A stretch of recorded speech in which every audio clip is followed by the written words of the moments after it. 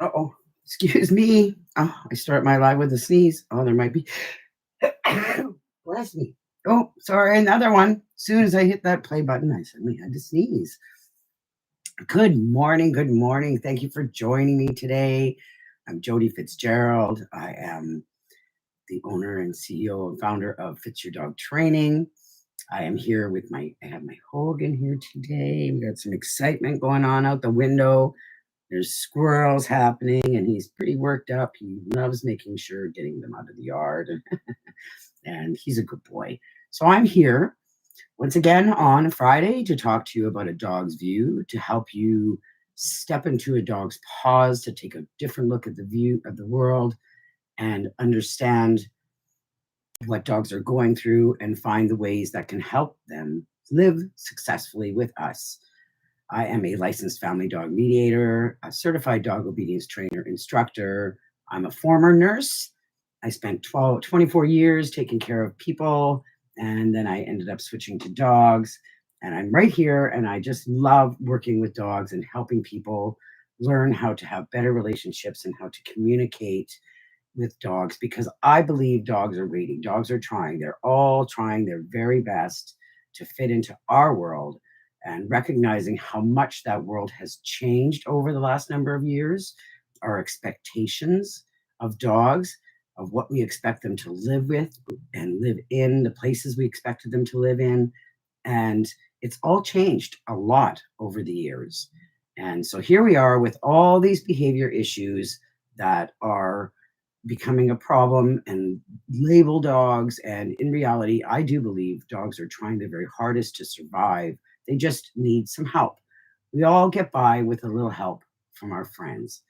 So I'm going to take you on a bit of a conversation and a journey to thinking about a different way that you can help your dog. And it's really quite easy and can make a huge difference when you put the time and effort into this method of helping your dog cope with the world. All my life, I talked to animals, not just in commands, but gently, quietly. I always felt like they were listening. And over time, I noticed something. Animals, especially dogs, and I remember horses and cats, seem to get calmer when I talk to them, more relaxed and less afraid. They can hear me, and something about being spoken to gently seems to help them feel safe. And it wasn't until I learned about something called the Mr. Rogers hack, called from Family Dog Mediation, created by Kim Brophey, that I realized that this was a sweet habit. It was a tool, a way of helping dogs navigate the world. Talking to dogs. If you think about Mr. Rogers, you think about how he talked and what it sounded like. Talk to dogs the way he talked to children, softly, slowly, with care, acknowledging what's happening. Whoops, I did something here. Acknowledging what's happening with them in the world.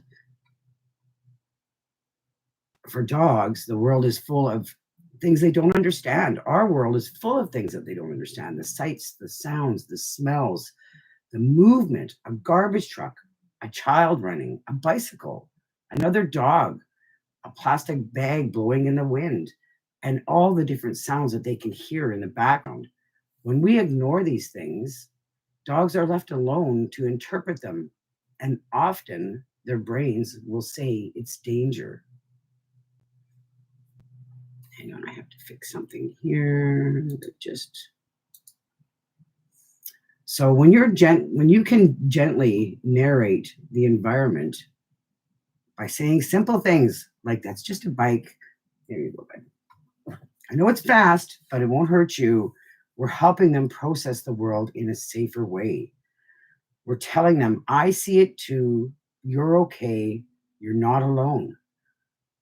This supports dogs, the genetics of dogs, because dogs have all these genetic triggers that will tell them that they should be paying attention to something in the world, to sound, to movement, to sense. And when they're wired that way, it's in their genetics. They're so sensitive. Many dogs are herding breeds, guardian dogs, even individual dogs with trauma histories. Their nervous systems are more alert and more reactive. And when we use the Mr. Rogers hack, we're helping them regulate those triggers. We are literally helping their brains shift from stress response to safety. Over time, this creates a much more emotionally balanced dog. Hogan is a very good example of that. There's emotional and behavioral benefits that are amazing for dogs, and this can be great for our lives with them. It reduces reactivity and fear, helps dogs feel acknowledged and supported. We can't just tell them something's not there, don't worry about it, and take it away or cover it up, because they know it's there. They know that they've heard something, that they've seen something, something that has specific meaning to them. We may not understand what it is that it's triggering, what it means to them for sure, but we can help them feeling acknowledged and supported in what they're seeing and what they're going through. We can create a calm, connected emotional space for them to absorb and to think about what they're seeing and hearing. Letting them process it. We get to build trust between ourselves and our dogs when we offer this type of support. We can help dogs to choose calm instead of panic. They can learn this just feels amazing. It's especially helpful in situations where dogs are triggered. Instead of tightening the leash or trying to distract a dog, talk them through it. Just like Mr. Rogers used to say to a child, "That was a loud noise, wasn't it? But it's over now, and you're safe with me." They will understand as you say it, how you say it, and you're staying calm with them will totally help a dog through these experiences. There is a huge connection with total welfare. The simple act, talking gently, touches all areas of a dog's total welfare. Physical, less tension in the body, less stress-related issues. Mentally, it supports emotional processing and resilience. Socially, we get to build deeper trust and relational safety with their human. Naturally, natural allows dogs to interpret and explore the environment's safety. It's natural for them to want to be curious, and you want to help them safely do that and not be afraid to do it. And personally honors their individual genetic, emotional, and sensory needs. There's so many benefits to talking, simply talking. And this is something that I have been doing for years. And when I saw and realized how well it works, I've done doing it more and more. The Mr. Rogers hack is something that you can take into every moment, and that can be an opportunity. Everything on a walk can be something for your dog. Another dog, a breeze, a car, a person with a hat. Nothing is neutral to them unless we help them make it feel safe. And by taking them through it, we can turn potentially scary moments into learning moments. That's how we help dogs live better lives with us. Excuse me. I'm going to tie this in with my FITS model because I just really believe in, focusing on body language, individual needs matter, trusting in communication, and zone of comfort are really a great priority and way to think about how to help your dog all in a complete way and to help them thrive in your home.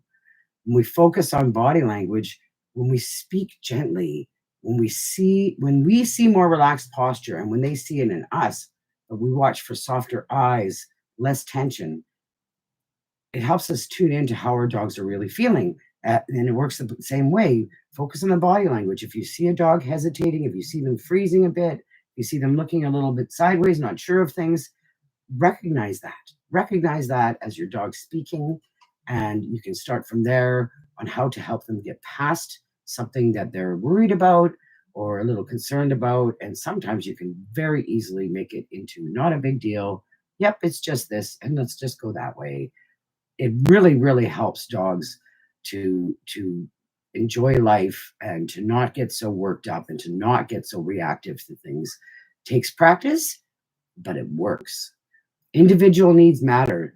This approach respects the genetic temperament, the trauma history, and sensitivity levels for all dogs. It's not one size fits all. It's different for every dog. Even developmentally, I have to say, developmentally, a dog that is a year old is having a long fine day, one not caring, walking along, and then the next day something in their genetics is getting triggered and waking up, and suddenly they're more worried about that tree or something in the tree or a noise that they saw or the car going by. So genetics really and age and development of a dog really make a difference. So individual needs matter. Trust through communication. The Mr. Rogers hack is trust building. We're not demanding, we're explaining, we're empathizing, we're connecting with our dog. And the zone of comfort, when a dog feels safe in their environment, they stay safe. They stay within their comfort zone instead of reacting. This helps prevent escalation and supports learning. It supports resilience, just respecting their zone of comfort and what they're going through. So, as for closing thoughts for this conversation that I hope you will share with anybody who's struggling and trying to learn and understand their dog, stepping into their paws, taking a look at what they're going through, what they're seeing, what they're experiencing, and learning ways to support them throughout life it can make every day so much better. It's amazing how much you can help a dog simply by talking and explaining the environment, by staying in a calm manner, by making things matter of fact experiences instead of a scary thing. If you tense up, they're going to feel it. So if you're on a walk and you see something and you're worried about them reacting to somebody else with a dog, first thing you have to do is stay calm.